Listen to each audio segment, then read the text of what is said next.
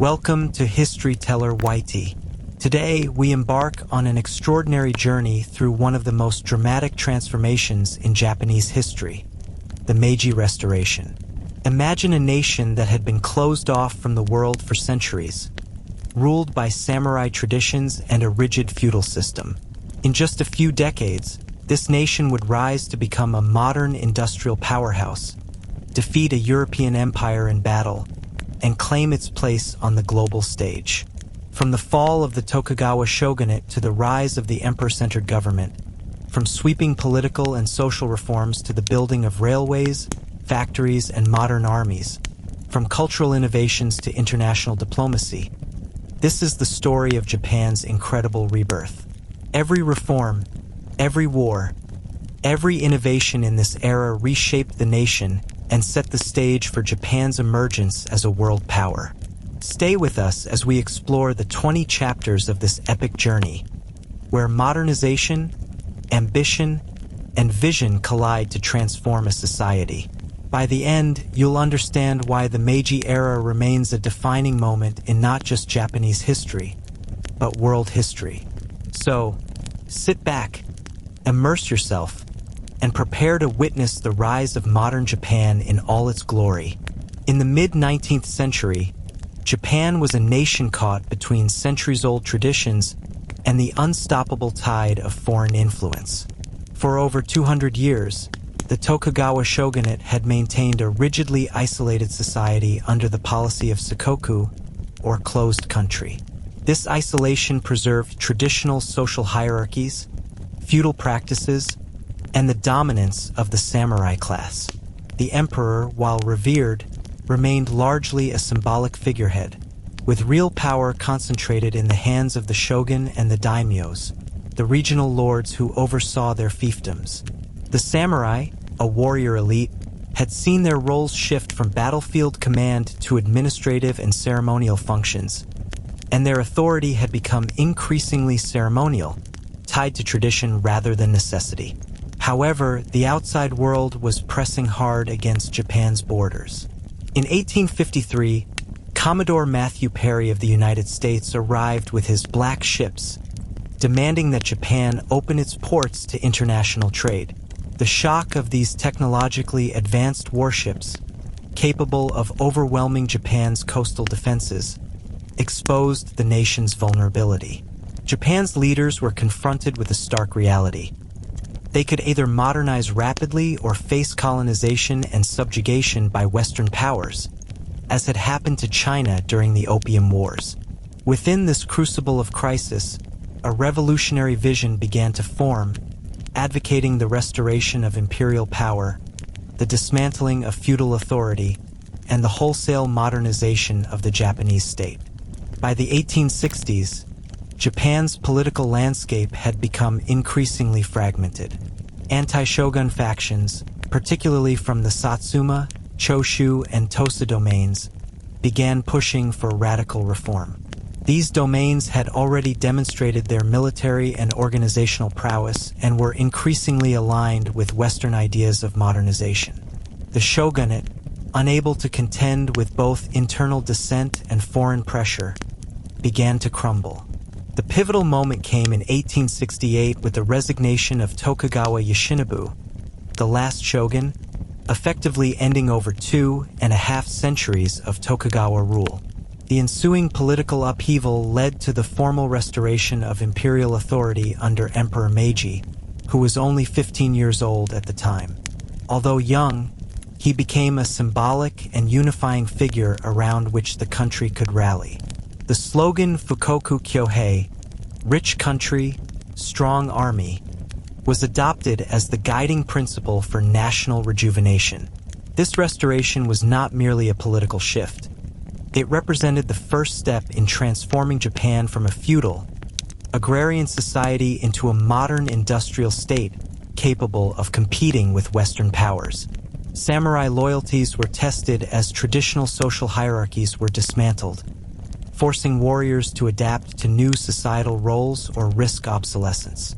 With the Meiji Emperor now restored as the symbolic and practical center of Japanese authority, the fledgling government faced the monumental task of consolidating power from centuries of decentralized feudal control. The Han system, which divided Japan into over 260 autonomous domains ruled by daimyos, had ensured a fragmented political structure. Each domain collected taxes independently, maintained local armies, and wielded judicial authority within its borders. This decentralization, while effective for local governance in peacetime, was a severe obstacle to modernization. The Meiji leadership recognized that to become a unified and competitive nation, centralized authority was essential. One of the first reforms was the abolition of the feudal domains in 1871, replaced by prefectures governed by officials appointed by the central government.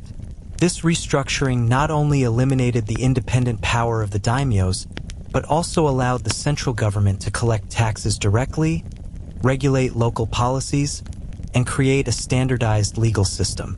The change was radical and unprecedented. Many local leaders resisted, fearing the loss of their traditional privileges. Yet the government moved forward resolutely.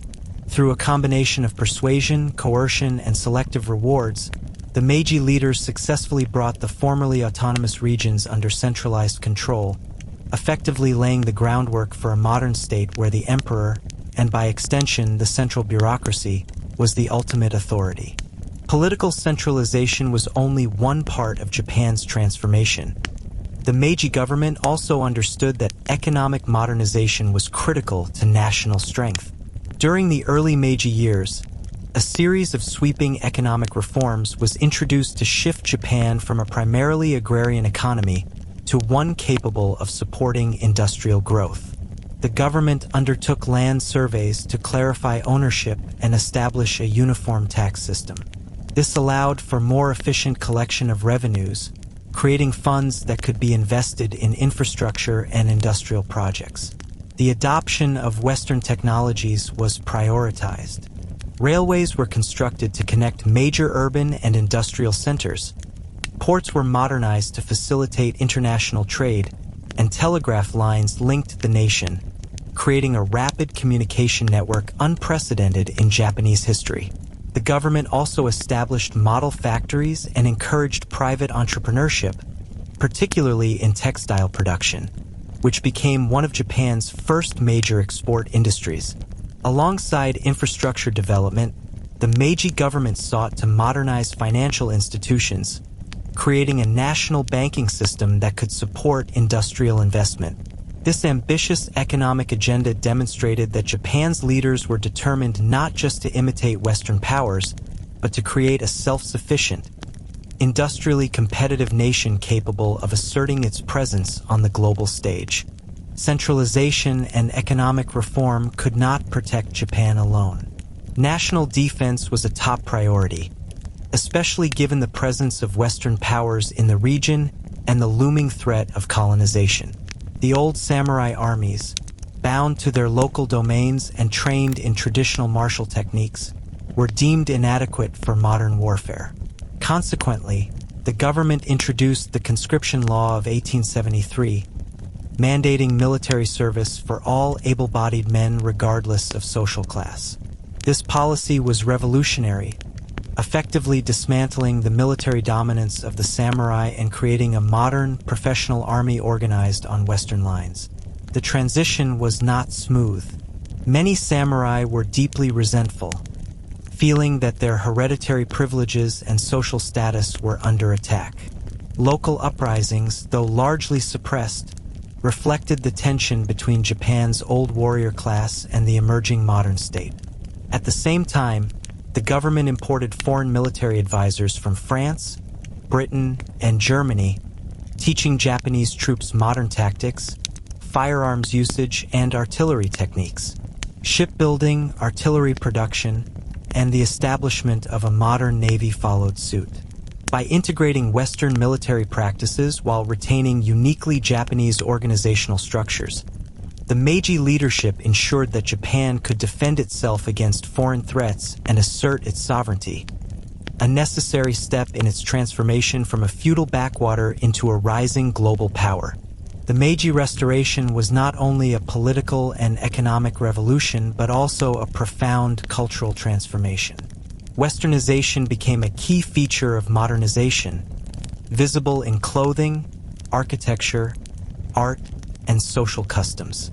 Traditional Japanese garments such as the kimono were gradually supplemented or replaced by Western suits and uniforms among government officials, educators, and urban elites. Brick buildings, Western-style government offices, and modern factories reshaped cityscapes, particularly in Tokyo, Osaka, and Yokohama. At the same time, cultural adaptation created tension. Many citizens, particularly in rural areas, viewed the adoption of Western customs with suspicion, fearing the erosion of Japanese traditions and values. The tension was most apparent in debates over religion and ethics. Confucian values, which had long structured Japanese social and familial life, were increasingly challenged by secular and Western moral frameworks. Shinto was promoted as a unifying state ideology to maintain loyalty to the emperor, yet Western ideas about individual rights, constitutional governance, and scientific rationalism slowly gained ground. These cultural adjustments were far from smooth. They involved negotiation between old and new, urban and rural, elite and commoner. The result was a complex blend of Japanese tradition and Western innovation, a hybrid culture that defined the Meiji era. Western influence extended beyond education and culture. It penetrated technology, law, and daily life. Japan's leaders were acutely aware that failing to adopt Western knowledge could leave the country vulnerable to colonization, as had happened in other parts of Asia. The Meiji government therefore sent students and officials abroad to study European and American systems in law, science, engineering, and medicine. Upon returning, these individuals became catalysts for reform, establishing Japan's first railways, telegraph networks, hospitals, and industrial factories. However, Westernization brought profound societal challenges. Urban migration to cities for industrial jobs led to overcrowding, sanitation issues, and social unrest. Traditional artisan and merchant classes faced disruption as mass-produced goods replaced handcrafted items. Labor movements and peasant protests emerged, particularly in regions where economic reforms imposed heavy tax burdens or disrupted customary agricultural practices. Additionally, Japan's ruling elite had to balance modernization with nationalism, ensuring that rapid adoption of Western models did not undermine the country's sovereignty or identity. These challenges reflected the tension inherent in the Meiji Restoration, a desire to modernize rapidly while preserving Japan's unique cultural heritage. Successfully navigating this tension required careful policymaking, incremental reforms, and a willingness to experiment with both Japanese tradition and Western innovation. The Meiji leadership recognized that economic independence was essential for national survival. Japan's traditional agrarian economy could no longer sustain a modern military or compete on the global stage. Industrialization became the cornerstone of the government's modernization policy. State-sponsored initiatives led to the creation of textile mills, steel production facilities, and shipbuilding industries, with a special focus on leveraging technologies imported from Britain, Germany, and the United States. The government initially took the lead by establishing model factories, providing capital, equipment, and technical expertise to encourage industrial growth. Textiles, particularly cotton and silk, became the first major export industries. The production of raw silk for European markets grew rapidly, providing Japan with vital foreign exchange and enabling reinvestment into infrastructure and heavy industry. Entrepreneurs, often former samurai, were encouraged to take over government-run factories, fostering private enterprise while ensuring government oversight. Heavy industries like coal mining and steel production soon followed, laying the foundation for Japan's industrial future. The combination of state guidance, foreign expertise, and a growing entrepreneurial class allowed Japan to leapfrog slowly industrialized nations, creating an economy capable of supporting modernization across military, transport, and urban sectors. Industrial growth could not happen without modern infrastructure. The Meiji government invested heavily in roads, bridges, ports, and railways to connect cities, industrial centers, and rural regions. The first railway, completed in 1872 between Tokyo and Yokohama, symbolized Japan's entry into the modern era and demonstrated the transformative potential of technology. Railways allowed raw materials to move efficiently to factories and finished goods to reach domestic and international markets, facilitating a level of economic integration previously impossible under the feudal system. In addition to railways, ports were modernized to handle increased trade with Western nations. The government introduced steamships to improve domestic transport and connect Japan's coastal cities. Telegraph lines were constructed to create rapid communication across regions, a crucial development for coordinating industrial and military operations. Urban planning also began to reflect Western principles, with designated zones for commerce, government, and residential areas. This infrastructure revolution not only accelerated industrialization but also transformed social life, enabling mobility, commerce, and the rapid exchange of information. Japan was no longer an isolated archipelago. It had become a connected and industrially capable nation. The rapid growth of industry and infrastructure had profound effects on Japanese society. Cities expanded at unprecedented rates as rural workers migrated to urban areas seeking employment in factories, workshops, and ports. Tokyo, Osaka, and Yokohama transformed from modest towns into bustling metropolises with tens of thousands of residents, vibrant markets, and modern amenities. Urban life brought exposure to Western fashions, new foods, entertainment, and social practices, creating a hybrid culture that blended tradition and modernity. However, urbanization also created challenges. Overcrowding, poor sanitation, and inadequate housing led to health crises and social tension. Traditional family and community structures were disrupted as workers spent long hours in factories, and children often left rural schools to contribute to family incomes in the cities. Labor unrest began to appear as workers demanded better wages and conditions, highlighting the social costs of modernization. Despite these challenges, urbanization facilitated the rise of a literate, skilled workforce capable of sustaining Japan's industrial expansion. It also accelerated cultural change, fostering a generation increasingly open to Western ideas while remaining rooted in Japanese identity. The Meiji Restoration had not only transformed politics and the economy but also fundamentally reshaped society at every level. As Japan rapidly industrialized and urbanized, the Meiji leadership realized that political and social stability required a modern legal framework. Under the Tokugawa shogunate, laws were inconsistent and heavily localized, with each domain exercising its own judicial authority. This created confusion and limited the central government's ability to enforce policies effectively. To create a cohesive state capable of managing economic, social, and military reforms, the Meiji government embarked on an ambitious project to overhaul Japan's legal system. The government began by codifying laws in a manner inspired by European models, particularly the French Napoleonic Code and German civil law. Criminal codes were standardized, property rights were clarified, and commercial law was developed to regulate burgeoning trade and industry. Courts were restructured, with a hierarchy of local, regional, and national courts, staffed by trained judges and legal professionals.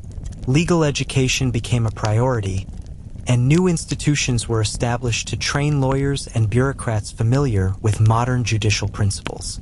Importantly, the government also sought to balance modernization with tradition, incorporating elements of customary Japanese law where feasible to maintain social continuity. By the 1880s, Japan had a coherent legal framework that allowed for economic growth, social order, and international legitimacy, positioning it as a nation capable of engaging with Western powers on equal footing. Political modernization went hand in hand with legal reform. The Meiji leaders recognized that to maintain domestic stability and gain international respect, Japan needed a form of government that could project both strength and legitimacy. Influenced by Western constitutional models, particularly Prussia and Britain, the government began drafting a constitution that would define the powers of the emperor, the legislature, and the judiciary while preserving imperial authority as the ultimate source of power. This process culminated in the promulgation of the Meiji Constitution in 1889, a milestone that formally established a constitutional monarchy. Under this system, the emperor retained considerable executive power, including control over the military and foreign policy, but a bicameral legislature, the imperial diet, was introduced, comprising an elected lower house and an appointed upper house. Civil rights were recognized to a limited extent, including freedom of speech and assembly, though political participation remained restricted to men of substantial property. This gradual and controlled democratization allowed the Meiji leadership to maintain stability while signaling to foreign powers that Japan was now a modern state governed by codified law and constitutional principles. The Meiji Constitution represented the fusion of traditional authority with modern governance, a delicate balancing act that shaped Japan's political landscape for decades.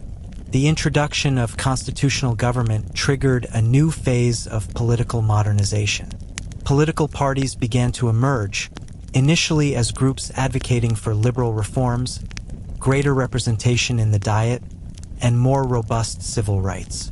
Early parties, such as the Gyudo Liberal Party and Rikken Kaishinto, Constitutional Reform Party, reflected the growing influence of Western ideas of political organization and participatory governance.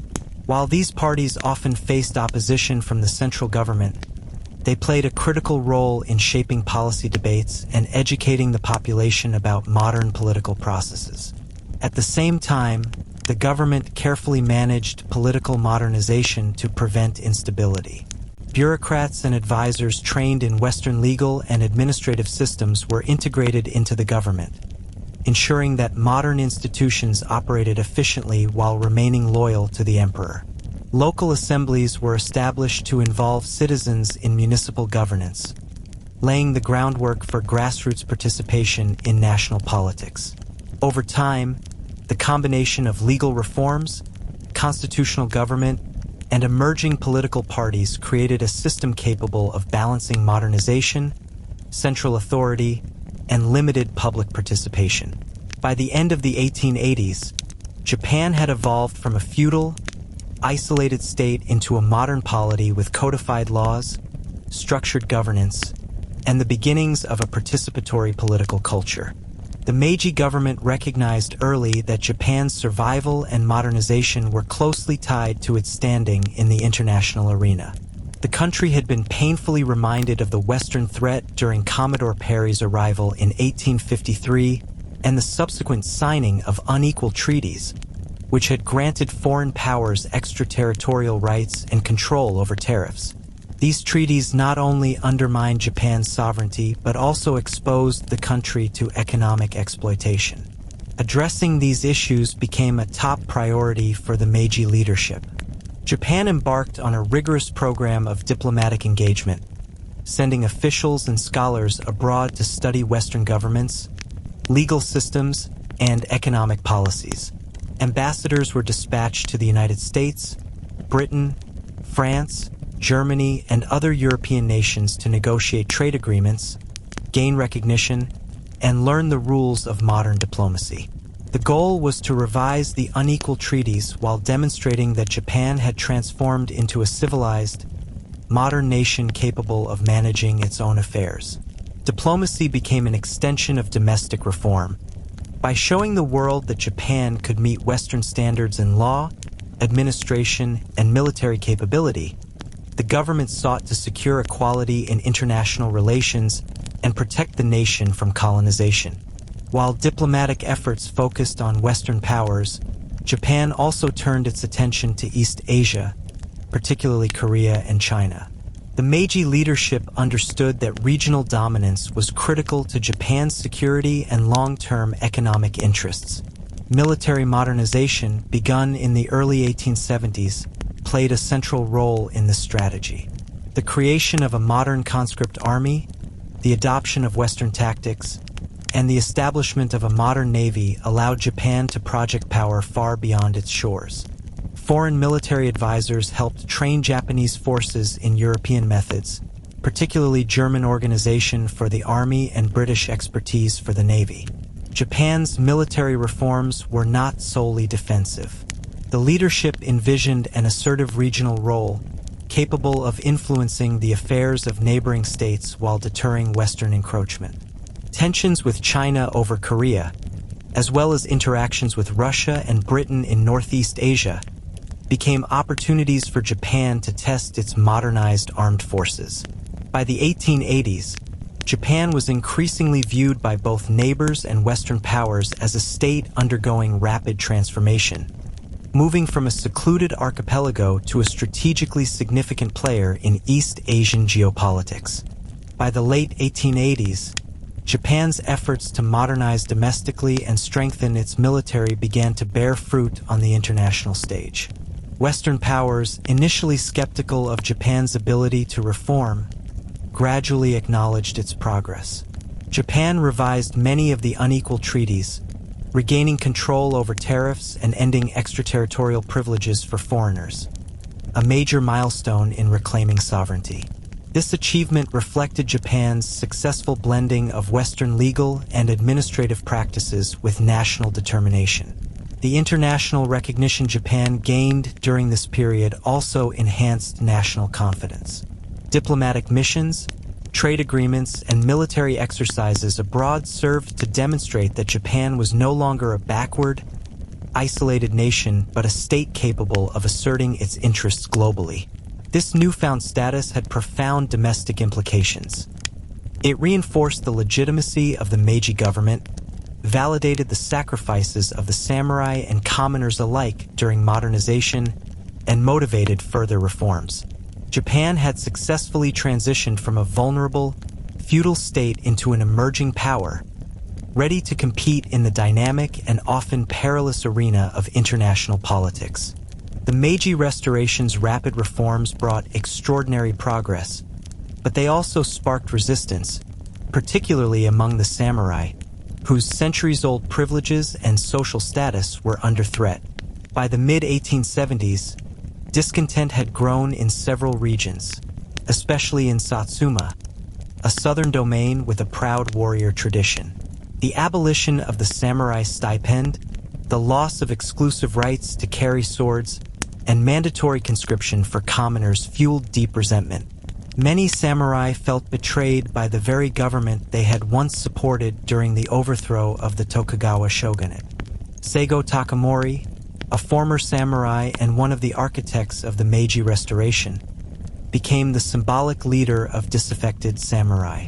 Though initially loyal to the emperor, he and his followers believed that the government had abandoned traditional values and disrespected the warrior class.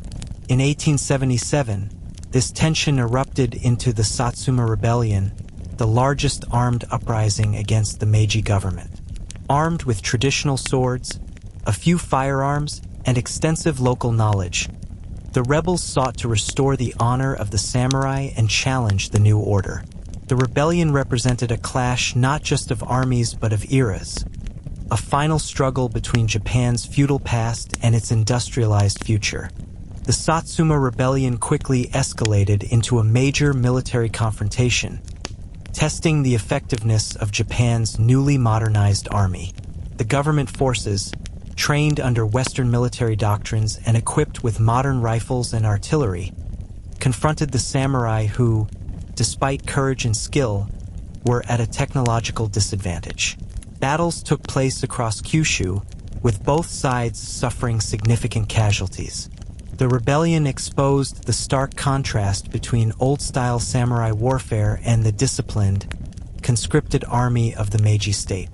Despite initial victories and strong local support, the Satsuma rebels were ultimately overwhelmed by the superior organization and firepower of the government forces. The final confrontation at Shiroyama resulted in Seigo Takamori's death, symbolically ending the era of samurai dominance. The suppression of the rebellion sent a clear message. The Meiji government was capable of maintaining centralized authority, enforcing new laws, and upholding the reforms that would drive Japan's modernization. While tragic for those who had resisted, the rebellion solidified the emperor's power and demonstrated that the new national army, rather than hereditary warrior elites, was the key instrument of Japan's security and authority. The end of the Satsuma Rebellion marked a turning point in Japan's modernization. The defeat of the samurai eliminated the last major internal threat to the central government and allowed Meiji leaders to pursue further reforms without fear of organized resistance.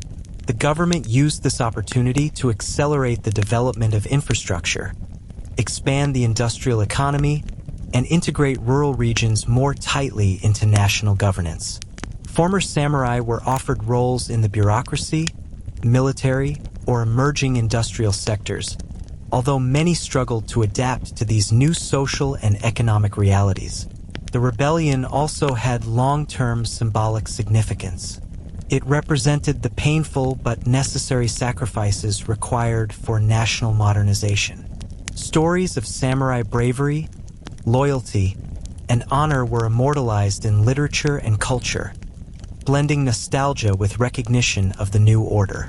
At the same time, the victory reinforced the legitimacy of conscription, the centralized tax system, and the emperor-centered state. By the 1880s, Japan had emerged stronger and more unified, with a political and military structure capable of supporting rapid industrialization, engaging in diplomacy, and asserting itself as a regional power. The Satsuma Rebellion thus bridged the feudal past and the modern era, ensuring that Japan's modernization would continue uninterrupted. By the 1880s, Japan had entered a phase of rapid industrial expansion, driven by both government initiatives and private entrepreneurship. The Meiji government continued to play a central role, initially building factories, railways, and infrastructure before selling them to private investors, often former samurai or wealthy merchants. This method, known as the model factory system, provided both capital and technical know-how while ensuring that industrialization remained under the guidance of the state. Textiles remained the backbone of industrial growth, but heavy industries such as steel, coal mining, shipbuilding, and machinery production began to flourish. The government imported advanced machinery from Europe and trained Japanese engineers and workers in modern techniques, fostering the growth of a skilled labor force. By the 1890s, cities like Osaka, Tokyo, and Kobe had become bustling centers of industrial production. Factories were now equipped with mechanized looms, steam engines, and modern workshops capable of producing goods on a scale never seen before in Japan. This industrial foundation allowed the nation to reduce dependence on imports, create employment opportunities, and support the military with domestic production capabilities, signaling Japan's transformation into a self-reliant industrial state. Industrial growth was closely linked to foreign trade. The Meiji government aggressively pursued trade agreements to expand export markets and secure essential raw materials for domestic industry. Silk and cotton textiles, particularly high-quality silk, became Japan's primary exports to Europe and North America. These goods not only generated substantial revenue but also helped improve Japan's international reputation as a producer of high-quality commodities. At the same time, Japan imported raw materials, machinery, and technologies from the West. This two-way flow of goods and knowledge created a dynamic economy capable of integrating global best practices while cultivating domestic innovation. Ports such as Yokohama, Kobe, and Nagasaki were modernized with advanced docks, warehouses, and customs facilities, allowing them to handle increased trade volume efficiently. International trade also exposed Japanese merchants and entrepreneurs to Western business practices, finance, and negotiation techniques, laying the groundwork for a modern capitalist economy. By the end of the 19th century, Japan had become an active participant in global commerce, capable of both exporting industrial products and importing the tools necessary for continued industrial and technological growth. To support industrial and commercial expansion, the Meiji government established a modern banking and financial system. The National Bank Act of 1872 laid the foundation for Japan's banking sector, introducing a standardized currency and creating government-chartered banks capable of issuing banknotes. These institutions provided the capital necessary for industrial development, including investments in factories, railways, and shipping enterprises. Private banking also emerged, with influential families and former samurai investing in new ventures and participating in joint stock companies. Insurance systems, stock exchanges, and commercial law were gradually introduced to facilitate safe and structured financial activity. These institutions enabled entrepreneurs to secure loans, manage risk, and expand their operations efficiently. Additionally, the government closely monitored financial activity, ensuring stability while encouraging growth. By combining state oversight with private initiative, Japan created a resilient economic framework capable of sustaining rapid industrialization, promoting trade, and integrating modern financial principles into the national economy. This economic transformation not only strengthened Japan's domestic base, but also positioned it as a competitive actor in the global marketplace. One of the most visible symbols of Meiji Japan's modernization was the rapid expansion of railways. The first railway, built in 1872 between Tokyo and Yokohama, had proven transformative by linking the capital to a major port city, facilitating trade, travel, and communication. Recognizing the strategic and economic importance of rail infrastructure, the Meiji government embarked on an ambitious program to expand the railway network across the archipelago. Lines were constructed connecting major cities such as Osaka, Kyoto, Kobe, Nagoya, and Hiroshima, as well as linking rural areas to industrial centers. Railways were designed not only for passenger travel but also for the efficient movement of goods, raw materials, and military forces. Coal, silk, textiles, and other industrial products could now reach markets faster than ever, accelerating Japan's industrial growth. The introduction of Western engineering standards, imported locomotives, and foreign technical expertise ensured that Japanese railways were modern and reliable. The railway revolution also transformed social life. Citizens could travel farther and faster than ever before, fostering cultural exchange, tourism, and the spread of new ideas. By the 1890s, railways had become a backbone of Japan's economic and social transformation, knitting together previously isolated regions into a unified national network. Railways were part of a larger effort to modernize Japan's transportation networks. Roads were widened and paved in urban centers. Bridges were constructed to connect previously difficult-to-reach regions, and ports were modernized to accommodate larger steamships and international trade. Telegraph lines were extended alongside railway routes, enabling rapid communication between government offices, businesses, and cities. Urban transport also saw innovation. Horse-drawn trams and later electric streetcars connected districts within rapidly expanding cities, facilitating daily commerce and commuting. Shipping innovations improved domestic coastal trade, connecting Japan's numerous islands and allowing for more efficient transport of both people and goods. The integration of rail, road, port, and telegraph infrastructure created a highly interconnected transportation network that supported industrialization, urban growth, and military mobility.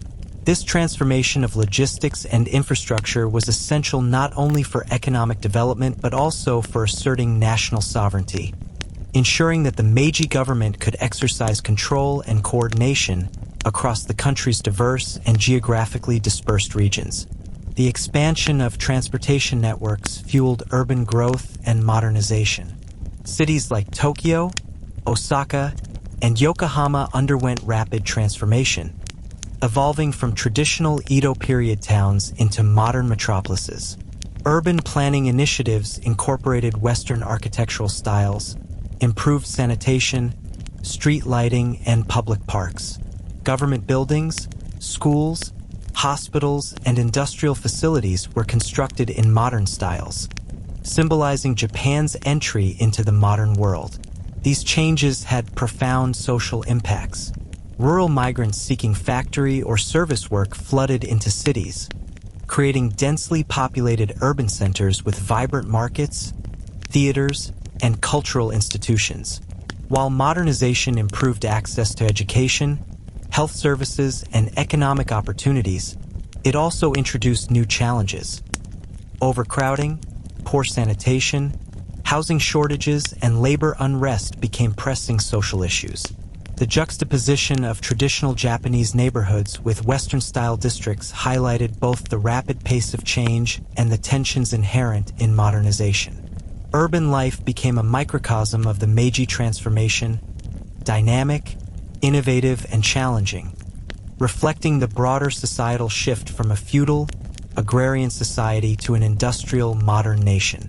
Education was a cornerstone of Japan's modernization under the Meiji government, and by the 1880s, the push to expand schooling nationwide gained unprecedented momentum.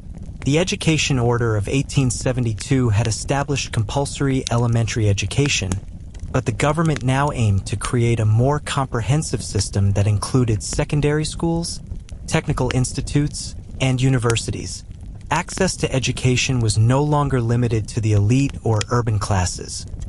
Children from rural areas were increasingly able to attend school, though implementation varied regionally due to resources and geography. Curricula emphasized literacy, numeracy, and moral instruction, alongside practical skills necessary for industrial and scientific advancement. Students were trained in foreign languages, particularly English, German, and French, to facilitate engagement with Western knowledge and technology. Teacher training colleges were established to ensure consistent standards of instruction, and educators were dispatched abroad to study modern pedagogical methods. Vocational schools emerged to prepare workers for industrial jobs, covering mechanics, shipbuilding, and textile production. By integrating practical and academic education, the Meiji government created a generation equipped to drive industrialization, support bureaucratic governance, and contribute to scientific and technological innovation, fundamentally altering Japan's social and economic landscape. Scientific progress became a central focus of Meiji modernization. The government actively sought to import Western knowledge in fields such as medicine, engineering, physics, and chemistry. Japanese students and scholars traveled abroad, particularly to Germany, France, Britain, and the United States, to study modern scientific methods. Upon their return, they became catalysts for Japan's technological and industrial transformation. Universities began offering programs in the natural sciences, engineering, and medicine, creating a pool of skilled professionals capable of applying advanced knowledge to Japan's rapidly industrializing economy. Technological adoption was systematic and strategic.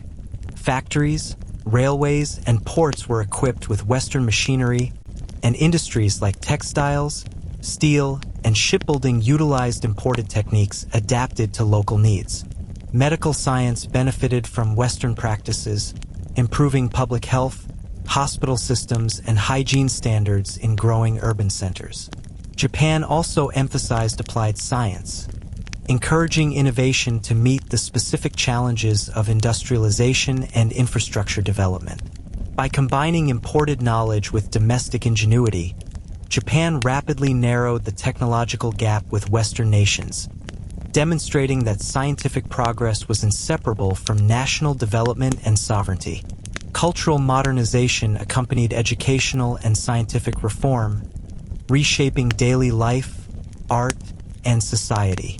Urban centers reflected a fusion of Japanese tradition and Western influence. Western-style brick buildings stood alongside temples and shrines, gas lighting illuminated streets, and theaters and newspapers introduced new forms of entertainment and information dissemination. Western music, literature, and fashion became increasingly popular among the educated classes, influencing tastes and lifestyles. At the same time, the government promoted national identity and traditional values through state Shinto and moral education, aiming to balance Western influences with Japanese culture.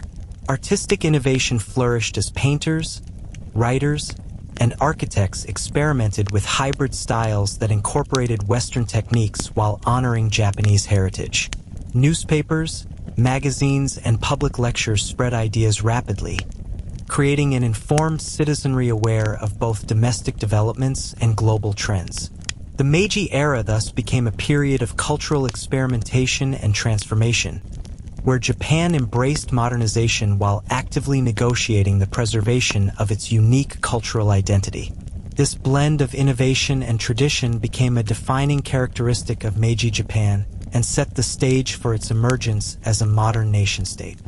By the 1880s, Japan had firmly established itself as a modernized state, capable of interacting with Western powers on equal terms. One of the most significant diplomatic challenges of the Meiji government was the revision of the unequal treaties imposed in the mid-19th century. These treaties had granted extraterritorial rights to foreign nationals and imposed fixed low tariffs on imported goods, undermining Japanese sovereignty and restricting economic independence. To achieve revision, Japan demonstrated progress in legal, administrative, and military modernization. Japanese diplomats, trained in Western legal systems and fluent in foreign languages, engaged in meticulous negotiations with Britain, France, and the United States. They highlighted Japan's codified laws, constitutional governance, and established police and judicial systems as proof of the nation's capacity for self-rule. By the 1890s, Japan succeeded in renegotiating many of these treaties, regaining tariff autonomy and ending extraterritorial privileges for foreigners. These diplomatic victories were more than symbolic. They reflected Japan's ability to assert sovereignty, protect economic interests, and signal to the world that it was a fully modernized nation. The success of these diplomatic efforts bolstered national pride and reinforced the legitimacy of the Meiji reforms, proving that modernization was essential for international respect and security. Alongside diplomacy, Japan pursued a strategy of military modernization to secure its regional influence. The Army and Navy, reformed along Western lines, became critical tools for asserting power in East Asia. The Army adopted German organizational models, emphasizing conscription, modern weaponry, and discipline training, while the Navy drew inspiration from the British Royal Navy, focusing on advanced ships and maritime tactics. The military was designed to defend the nation, protect trade routes, and assert influence over neighboring territories, such as Korea and Taiwan. Japan's regional ambitions were fueled by the need to secure resources, protect its borders, and establish itself as a credible power among both Western and Asian nations. Military exercises and fortification programs prepared Japan for potential conflicts, while alliances and diplomatic correspondence demonstrated strategic planning and foresight. By integrating modern military technology, trained personnel, and strategic doctrine, Japan transitioned from a historically isolated feudal state to a regional power capable of defending its interests and projecting strength. The modernization of the military was not just a domestic reform. It was a critical component of Japan's emergence as a sovereign power recognized internationally. Japan's new military capabilities were tested in the final decade of the 19th century through engagement in East Asian conflicts. The strategic focus initially centered on Korea and the Ryukyu Islands, where political instability and foreign influence threatened Japanese interests. Diplomacy often accompanied military readiness, with Japan signaling both willingness and capability to defend its strategic goals. Japan's approach combined Western-style strategic planning with traditional intelligence networks and local knowledge, giving it a unique advantage. These early military preparations and interventions allowed Japan to establish a foothold in regional geopolitics without provoking direct confrontation with Western powers, which respected its modernized military and growing influence. By the late 1890s, Japan had demonstrated that modernization was not limited to industry and governance, but extended to military power, positioning the nation as a credible and influential actor in East Asia. This combination of diplomacy, military strength, and strategic foresight ensured that Japan could defend its sovereignty while laying the groundwork for future expansion and participation in global affairs. By the early 1890s, Japan had consolidated its domestic modernization and was asserting itself as a rising regional power. Tensions with China, particularly over influence in Korea, became increasingly strained. Korea, a tributary state of Qing China, had long been a site of political and economic interest for both China and Japan. For Japan, Korea represented a critical buffer zone and a strategic location essential for trade, military security, and regional influence. Chinese dominance in Korea conflicted with Japan's ambitions, and repeated diplomatic confrontations failed to resolve the tension. Japan's military modernization, including the establishment of a conscript army and a modern navy, allowed it to consider military solutions to these disputes. Additionally, domestic confidence fueled by economic growth, industrial capability, and prior diplomatic successes convinced Japan's leaders that a decisive engagement could secure Korea and enhance national prestige. Both sides began to mobilize forces and fortify positions, with China relying on traditional military methods and Japan using modern Western-trained troops. The stage was set for the First Sino-Japanese War, a conflict that would not only test Japan's modernization efforts but also redefine the balance of power in East Asia. The First Sino-Japanese War officially began in 1894, triggered by clashes in Korea and disputes over control of strategic ports and railways. Japanese forces, employing modern military tactics, superior organization, and advanced weaponry, quickly gained the upper hand over Chinese troops, who were hampered by outdated equipment and fragmented command structures. Japan launched coordinated land and naval campaigns, capturing key territories and blockading Chinese ports to disrupt logistics and supply lines. Naval engagements played a decisive role. The Japanese Navy, modeled after the British Royal Navy and equipped with modern warships, outmaneuvered and outgunned Chinese forces in several key battles. Land operations emphasized mobility, training, and disciplined infantry, allowing Japan to secure victories in Korea and parts of Manchuria. The conflict also demonstrated Japan's ability to integrate logistics, intelligence, and strategy, maximizing the effectiveness of its industrialized military. Despite the scale of the campaign, Japan maintained political and diplomatic poise, carefully managing relations with Western powers to prevent outside intervention while pursuing its strategic objectives. The war concluded in 1895 with the signing of the Treaty of Shimonoseki, which had profound implications for Japan and East Asia. Japan gained recognition of its control over Taiwan and the Pescadores Islands, secured influence in Korea, and received a substantial indemnity from China. The victory elevated Japan's international prestige, proving that a modernized, industrialized nation could defeat a historically dominant regional power.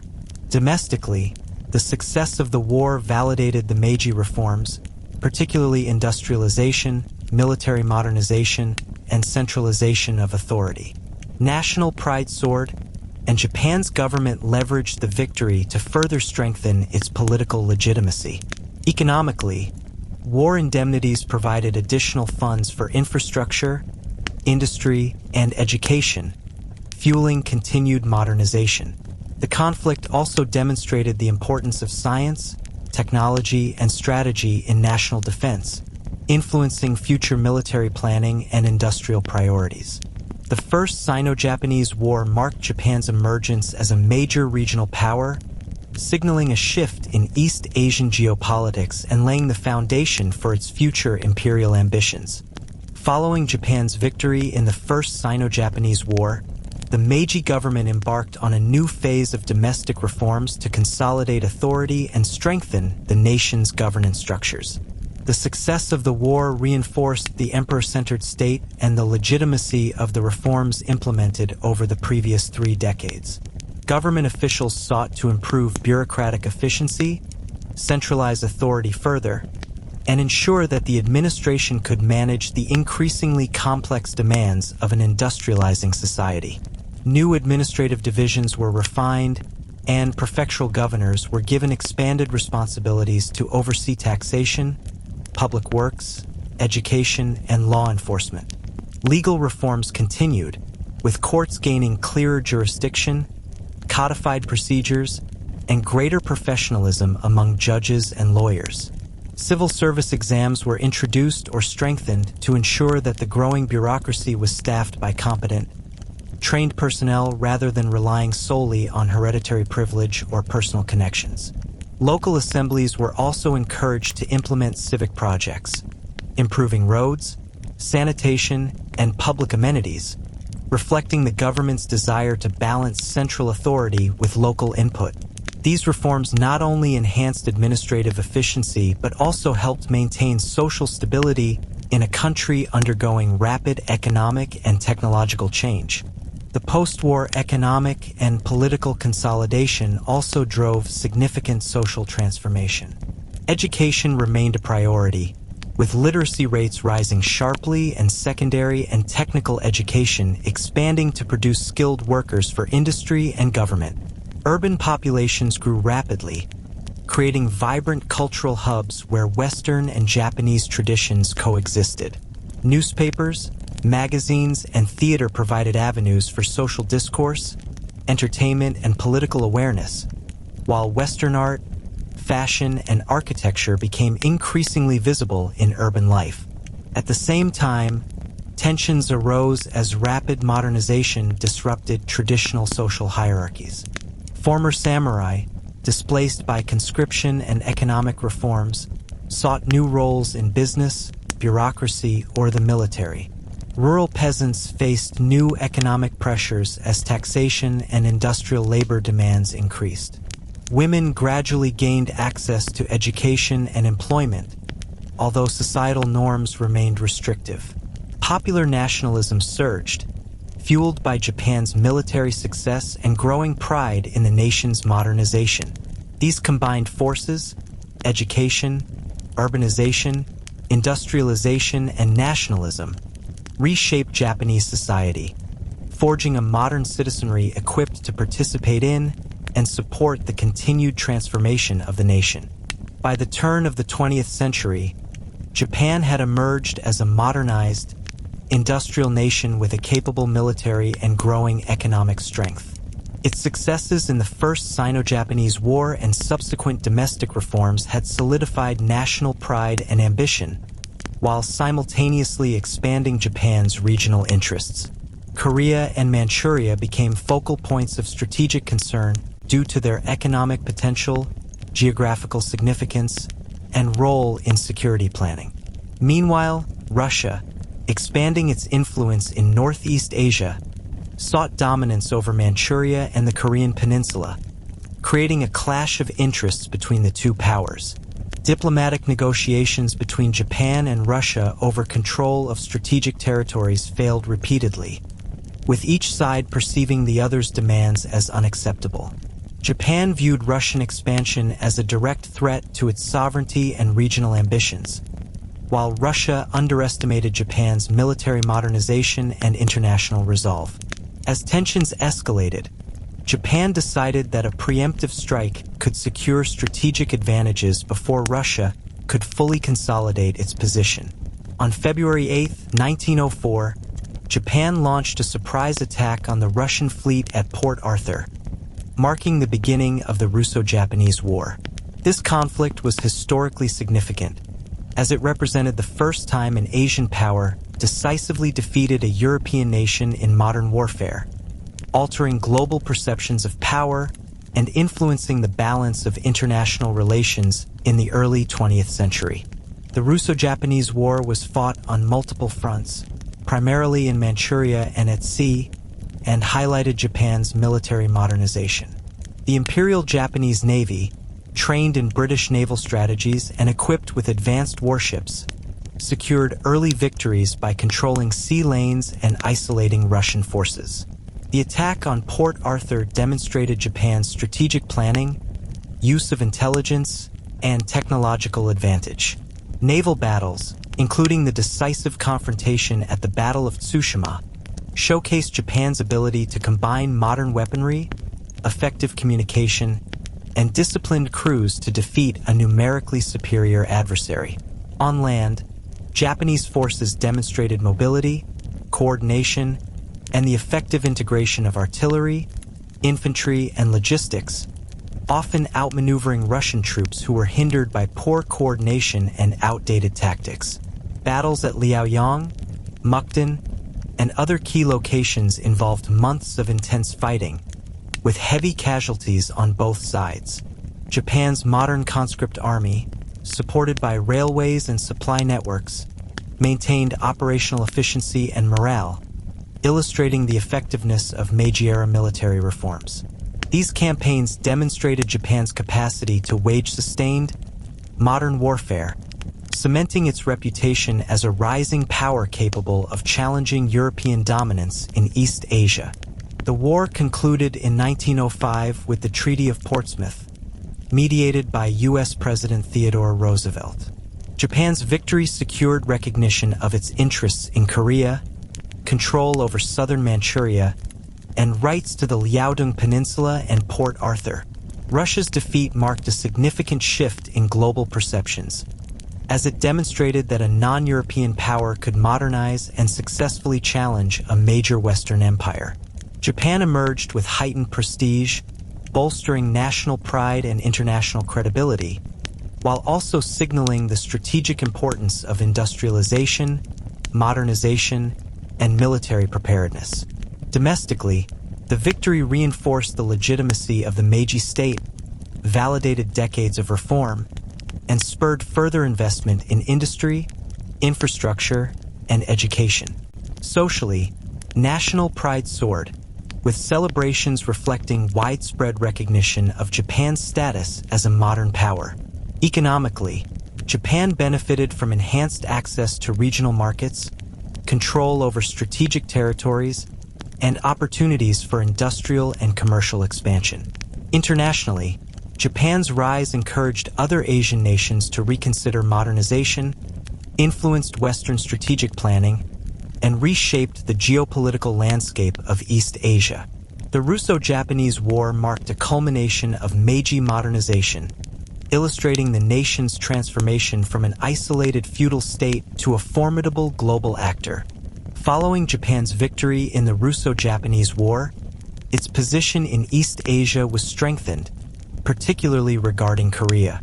Korea, long a tributary of China, became a strategic priority for Japan as a buffer state, economic resource, and symbol of regional dominance. Japan moved swiftly to secure political control over Korea, initially through treaties that limited Korea's ability to manage its own foreign affairs, effectively making it a protectorate under Japanese guidance. The Yulsa Treaty of 1905 formalized Japan's control over Korean diplomacy and trade, despite widespread Korean opposition.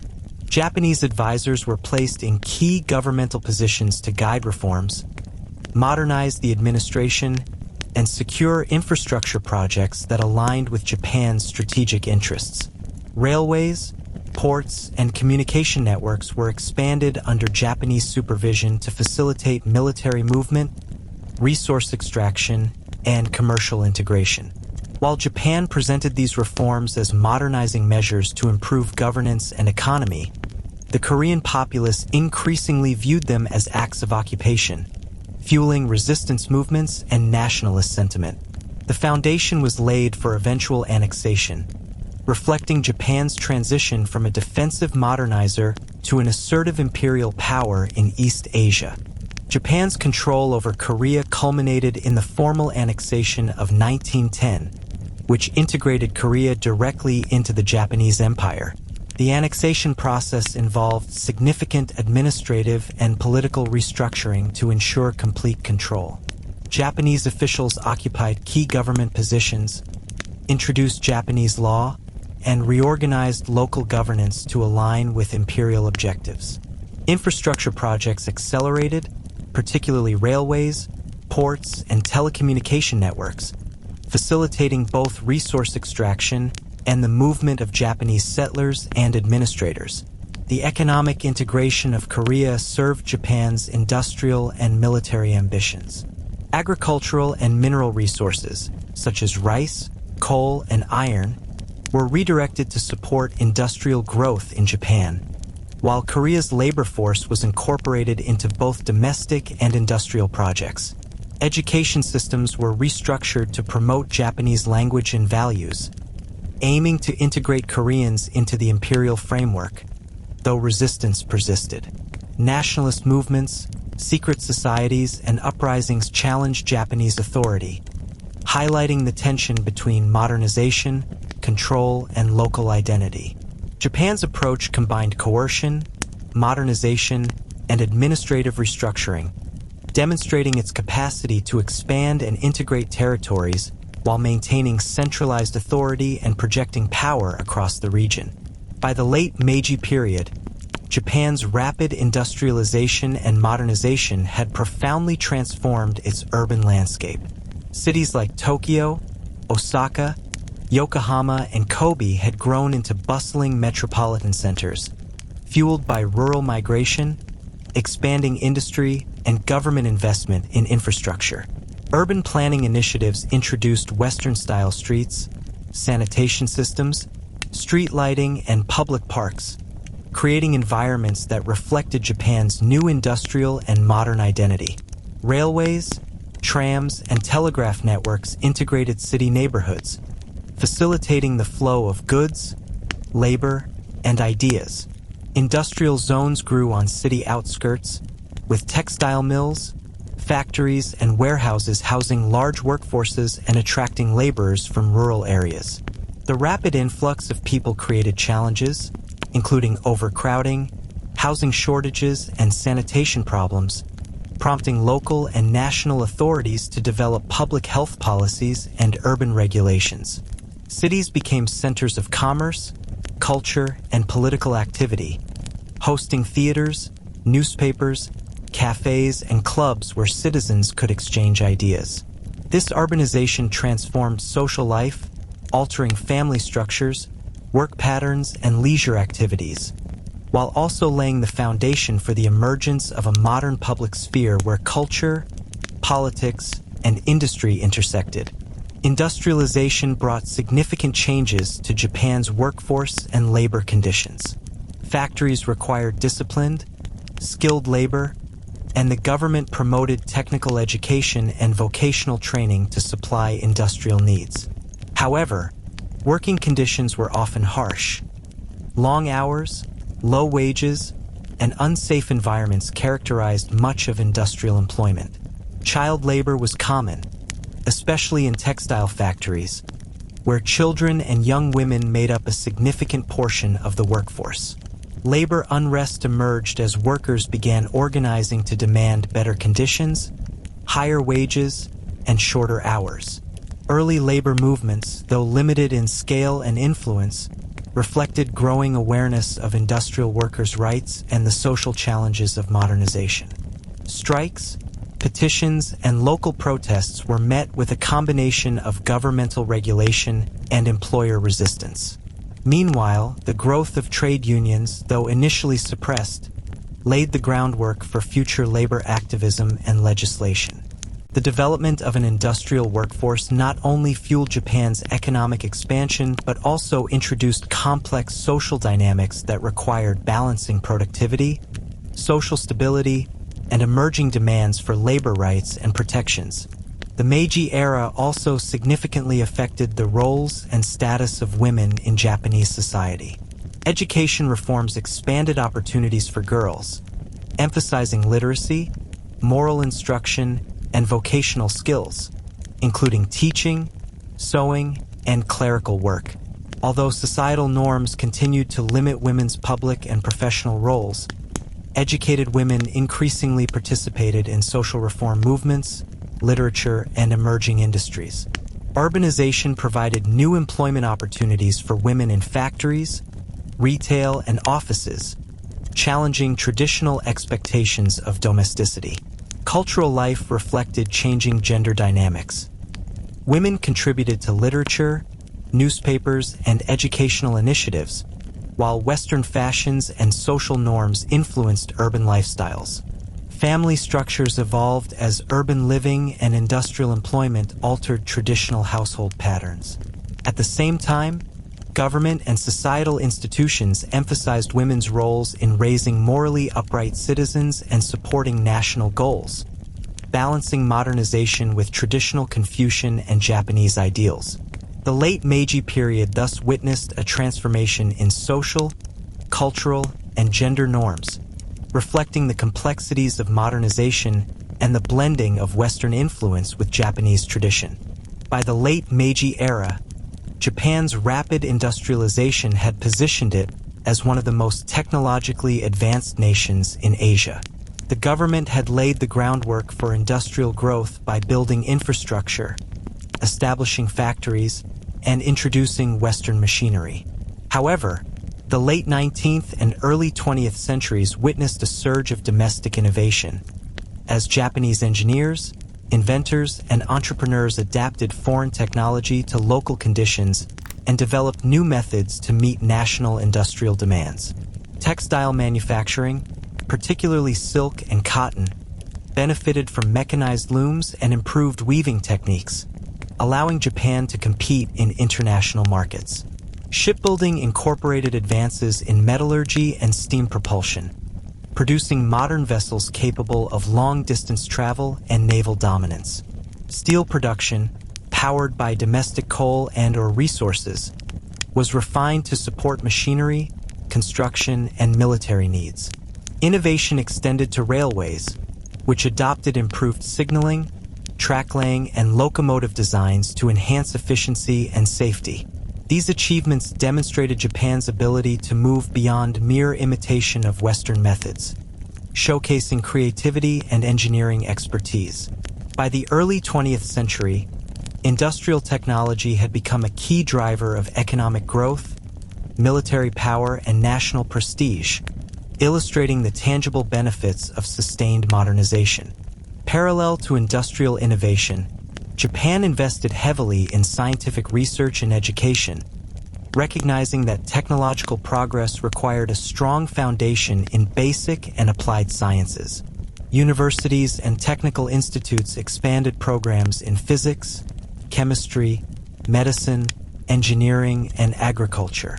Japanese scholars studied abroad, particularly in Germany, Britain, and the United States, bringing back cutting-edge knowledge and methodologies to advance domestic research. The government established research institutions and laboratories to support industrial applications, medical advancement, and public health initiatives. Chemists developed dyes, fertilizers, and industrial chemicals. Engineers advanced machinery, transportation, and energy production, and medical researchers improved sanitation, epidemiology, and surgical practices.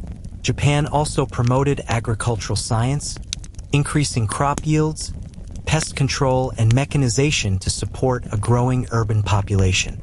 Scientific journals, conferences, and collaborative networks fostered a culture of research and innovation, ensuring that Japan's modernization was not limited to industry, but extended to the intellectual and technological domains essential for sustaining long-term national growth and security. The combination of industrial and scientific progress had profound implications for Japan's national power and global standing. Technological competence strengthened the military, enhanced economic competitiveness, and reinforced Japan's position as a rising imperial power. Modern weaponry, naval engineering, and logistical expertise allowed Japan to project power in East Asia, while industrial efficiency ensured sustainable production of goods, resources, and military supplies. Globally, Japan's scientific and technological achievements earned recognition from Western powers, challenging perceptions of Asia as technologically backward. Trade and diplomacy were increasingly conducted on terms that reflected Japan's industrial and military capability. Domestically, the successes reinforced confidence in the Meiji reforms and provided tangible evidence that modernization had transformed Japan from a feudal society into a modern, industrialized nation-state. By 1912, Japan stood poised to enter the 20th century with a fully integrated system of industry, science, education, and governance, capable of competing with the world's leading powers and asserting influence on both regional and global stages.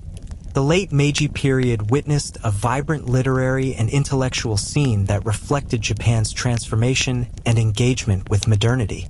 Writers and intellectuals grappled with the tensions between tradition and Western influence, exploring themes of social change, modernization, and national identity.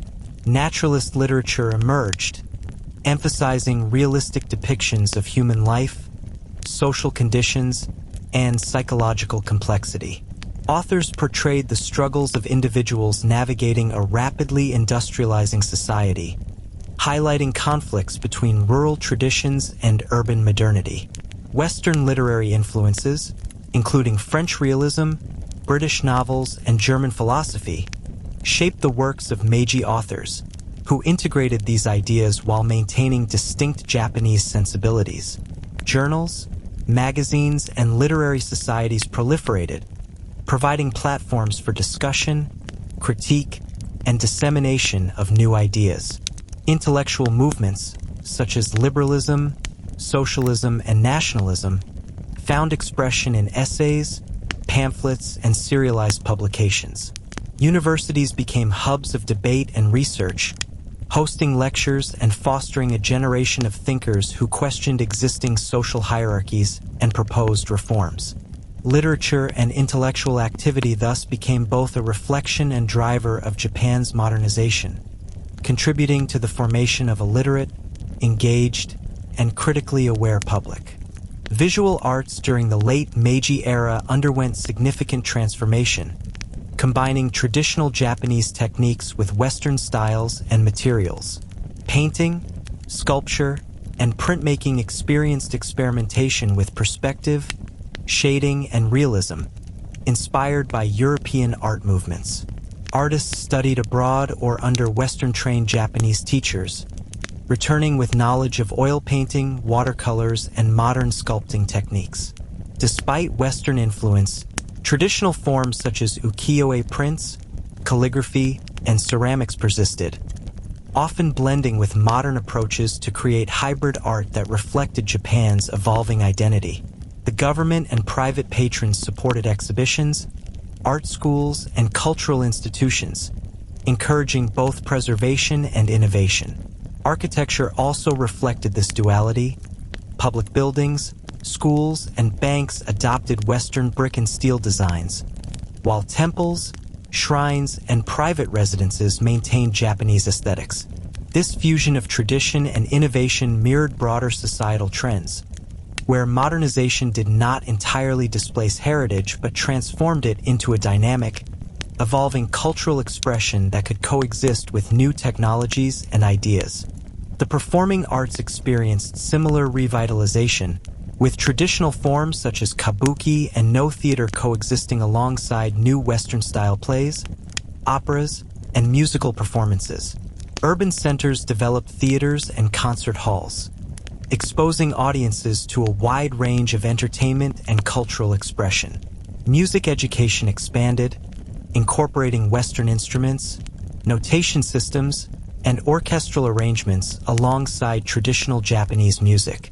The rise of newspapers, magazines, and early cinema further transformed popular culture, providing platforms for serialized fiction, journalism, and visual storytelling. Public lectures, exhibitions, and cultural societies fostered engagement with new ideas, social reform, and international trends. The blending of traditional performance arts with Western-style entertainment created a rich cultural tapestry that reflected Japan's modern identity. Citizens were increasingly exposed to a variety of cultural experiences, contributing to the development of an informed, cosmopolitan public while fostering a sense of national pride and cohesion amid rapid social and technological change. Cultural life in late Meiji Japan thus became both a reflection of modernization and an instrument for shaping the nation's collective identity. Following its victories in the First Sino-Japanese War, 1894 to 1895, and the Russo-Japanese War, 1904 to 1905, Japan emerged as a recognized power in the international arena. These military successes were unprecedented for an Asian nation against both a major European empire and the dominant power in East Asia, and they dramatically altered perceptions of Japan worldwide. Western nations, including Britain, the United States, and Germany, acknowledged Japan's strategic importance and military capability, and Japanese diplomats gained credibility in negotiations and treaty-making. Japan leveraged its newfound prestige to secure alliances and diplomatic agreements that reinforced its position in East Asia. The Anglo-Japanese alliance of 1902, renewed and strengthened in subsequent years, exemplified Japan's ability to integrate into global power dynamics. This alliance was strategically significant. It provided security guarantees against Russian aggression, encouraged recognition of Japan's territorial and political interests in Korea and Manchuria, and marked a milestone as Japan became a partner to a major Western power. International recognition also boosted domestic morale, validating decades of reform and modernization. It demonstrated that Japan's approach, combining industrialization, military modernization, diplomacy, and governance, had succeeded in elevating the nation to a global stage previously reserved for European and North American powers. Japan's entry into global politics required skillful diplomacy and the ability to navigate complex international relations. Diplomats negotiated treaties addressing trade, territorial disputes, and political influence, while simultaneously asserting Japan's sovereignty and regional ambitions. The Treaty of Portsmouth, 1905, which ended the Russo-Japanese War, was a prime example of effective diplomacy. Mediated by U.S. President Theodore Roosevelt, the treaty secured Japanese interests in Korea, southern Manchuria, and strategic ports, while also providing war indemnities from Russia. These negotiations required balancing assertiveness with diplomacy to avoid alienating Western powers. Japan cultivated relationships with Britain and the United States while carefully managing tensions with Russia, China, and European colonial powers.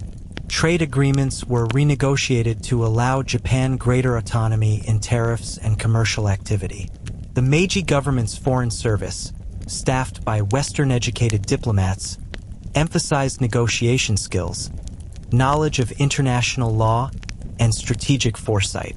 This era demonstrated that Japan could operate not only as a militarily capable nation, but also as a sophisticated actor in global diplomacy, capable of protecting national interests while gaining respect and recognition on the world stage. Japan's international recognition profoundly influenced domestic politics, culture, and national identity. Victories abroad and diplomatic successes reinforced the legitimacy of the Meiji state and fueled a sense of national pride. Citizens embraced the notion that Japan had successfully transitioned from a secluded feudal society to a modern, industrialized nation capable of competing with the world's most powerful countries. Nationalism, intertwined with modernization, became a central element of public discourse, shaping education, media, and cultural production. Strategically, Japan's new status prompted policymakers to prepare for long-term security, economic growth, and territorial ambitions. Investments in industry, military modernization, and infrastructure were justified by the need to maintain competitive parity with Western powers. Japan also became increasingly aware of the geopolitical challenges it faced in Asia, particularly regarding China, Korea, and Russia. As a result, foreign policy in the late Meiji period emphasized a combination of diplomatic negotiation, military readiness, and international collaboration. Japan's successful integration into global politics by 1912 represented the culmination of decades of careful planning, modernization, and strategic foresight, positioning the nation as a credible and influential power in the early 20th century. The Meiji Restoration, which began in 1868, fundamentally transformed Japan from a fragmented feudal society into a centralized modern nation-state. By 1912, at the end of Emperor Meiji's reign, the political and institutional foundations of modern Japan were firmly established. The constitutional monarchy, formalized with the 1889 Meiji Constitution, provided a balance between imperial authority and representative institutions, including the Diet. While the emperor retained significant power, particularly over military and foreign affairs, a growing bureaucracy ensured effective governance, legal codification, and administrative stability across the country. Political reforms during the Meiji era also introduced new systems of local governance, taxation, and civil administration. Prefectures, municipalities, and local assemblies were integrated into a unified framework capable of responding to both domestic challenges and international pressures. These structures allowed Japan to implement modernization programs effectively, from industrial expansion to education and infrastructure. The Meiji government's emphasis on rationalized administration, merit-based civil service, and bureaucratic competence created a resilient political system capable of supporting rapid societal transformation, laying the groundwork for Japan's continued development into the Taisho era and beyond. The Meiji Restoration left an enduring economic and industrial legacy. Rapid industrialization, beginning with government-led enterprises and gradually transferring to private hands, produced a robust economic base that enabled Japan to compete internationally. Railways, ports, telegraph lines, and modern urban centers connected the nation, supporting the growth of commerce, industry, and finance. Major industrial sectors, including textiles, steel, shipbuilding, and mining, thrived due to government investment, technological adoption, and skilled labor development.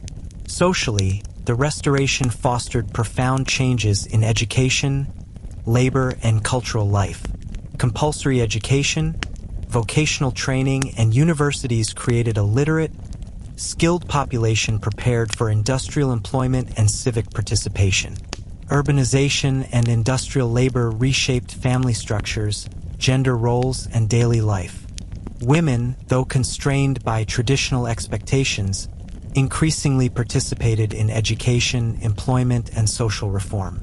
Cultural life flourished as literature, visual arts, theater, and music reflected a dynamic synthesis of Japanese tradition and Western influence. The combined economic, industrial, and social developments ensured that Japan had both the material and human resources to maintain sovereignty, assert regional influence, and engage as a modern nation on the world stage. Emperor Meiji's death in 1912 marked the end of an era and the beginning of the Taisho period. The transition reflected both continuity and change. Political, economic, and social systems established during the Meiji era persisted, while new challenges emerged, including expanding suffrage, labor unrest, and growing participation in international affairs. Japan entered the Taisho era as a fully industrialized, militarily capable, and diplomatically recognized power, with the structures of modern governance, economy, and society firmly in place. The enduring impact of the Meiji Restoration extended beyond domestic development. It demonstrated that a non-Western nation could successfully modernize, industrialize, and achieve global recognition without relinquishing national identity. Japan's achievements inspired other nations in Asia, reshaped regional power dynamics, and established a precedent for blending tradition with innovation. Meiji reforms, from political centralization to industrialization, education, military modernization, and cultural integration, became the foundation for Japan's continued growth, imperial expansion, and engagement in global affairs during the 20th century. The legacy of the Meiji Restoration remains a defining chapter in Japan's history, illustrating the transformative power of vision, planning, and adaptability in shaping a nation's trajectory. And that concludes our journey through the Meiji Restoration, a period that turned Japan from a feudal society into a modern, industrial, and militarily strong nation. Today, we've explored how the Japanese embraced reform, modernization, and innovation, transforming education, industry, the military, diplomacy, and culture. We've seen wars, treaties, social change, and the rise of a modern identity that reshaped the nation forever. The moral of the story? True progress comes from vision, courage to change, the willingness to learn, and the determination to unite a people behind a common goal. Japan's journey during the Meiji era is proof that even the most deeply rooted traditions can evolve when a nation dares to modernize and embrace the future. If you enjoyed this history, don't forget to subscribe to History Teller YT, like this video, and click the notification bell so you never miss our epic stories from the past. We have many more incredible historical journeys waiting for you, and we promise to bring them to life with depth, detail, and excitement. Thank you for joining us today, and we look forward to taking you on the next adventure in history.